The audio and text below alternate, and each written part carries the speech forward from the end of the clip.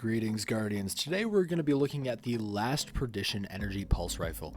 Now this, along with the Bygones Pulse Rifle, have been branded by certain parts of the Destiny community as dad rifles, specifically because of the low skill floor necessary to use these weapons. This isn't an incorrect observation, but I believe that this weapon can be a very effective tool for players of all skill levels. Let's take a look at it on paper before discussing how it plays. First off, this weapon is an adaptive frame pulse rifle with some decent base stats, but nothing terribly special. Probably the biggest area where it shines is its perk selection. There are very few perks that will be useless in PvP, which makes this weapon very easily farmable.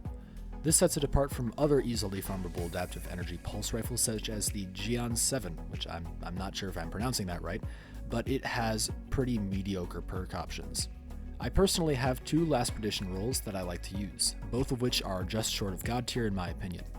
The first has both rangefinder and kill clip on it, which are both my preferred perks for this gun. It also has steady rounds to help me hit those consistent headshots and a couple of longer zoom scopes. I find that I land my shots more consistently with the longer zoom SRO41 scope than the medium zoom SPO28. Guess there's something about having a fat reticle that makes the gun feel better. My second roll is all about consistency. It's got both moving target and Zen moment, as well as tactical mag and a couple of short zoom scope options. Both of these rifles have handling masterworks, but I personally recommend shooting for stability or range masterworks. I also chose to throw on a counterbalance mod on both of these just to control the recoil a bit more consistently. And one more quick thing that this weapon has in its favor is that it has a Season of Arrivals version, meaning that it will not be sunset anytime in the near future. The only other relevant adaptive pulse rifles, namely the Bygones and Gion 7, will be sunset at the end of this season and at the end of Season 13 respectively. Now as far as damage numbers go, it hits 31 damage to the head and 20 to the body within its optimal range, giving it a time to kill of 0.93 seconds. This is certainly a bit long considering 600 round per minute autos can kill in 0.7 seconds, but there are two things that make this weapon viable. One, this weapon is extremely forgiving. That 0.93 optimal time to kill can be achieved with just 2 headshots and 7 body shots, which are extremely easy to land. And 2, Last Perdition can operate in a range that 600 RPM auto rifles typically cannot. My Gnawing Hunger has a max range of about 29 meters, whereas the Last Perdition's optimal range can fall anywhere between 32 and 46 meters. As a note, the disparity between those last two ranges is caused by high zoom scopes and rangefinder.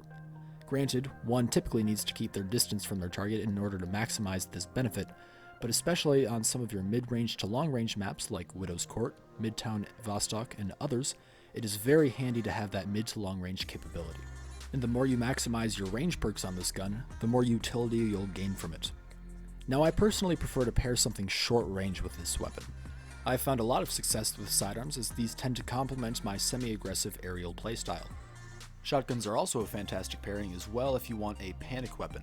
Panic weapons are quite useful pairings for the Last Perdition because if you're not careful, you can lose focus on your environment and get stuck in your scope. The ability to kill someone quickly that's right on top of you is very useful. Like I mentioned earlier, this weapon can be used effectively across all skill levels. If you're a new player who is struggling to do well in Crucible, pick one of these up for yourself and use it on some of your longer range maps to get an edge on the many 600 round per minute auto rifle users. This advice also extends to you intermediate and advanced players. Odds are if you're a more advanced player, you probably have this weapon already. And if that's the case, I would encourage you to play around with its perks a bit so that it complements your playstyle. For instance, those of you who frequent Middle Tree Night Stalker might find it useful to get the perk firmly planted on this gun for that extra synergy with flawless execution. Just a thought. Well, that wraps up today's discussion. And if you made it to the end of the video, I would encourage you to hit the like button and subscribe if you haven't already, but of course, only do so if you see fit. As always, stay safe, Guardians, and I hope to see you in the Crucible.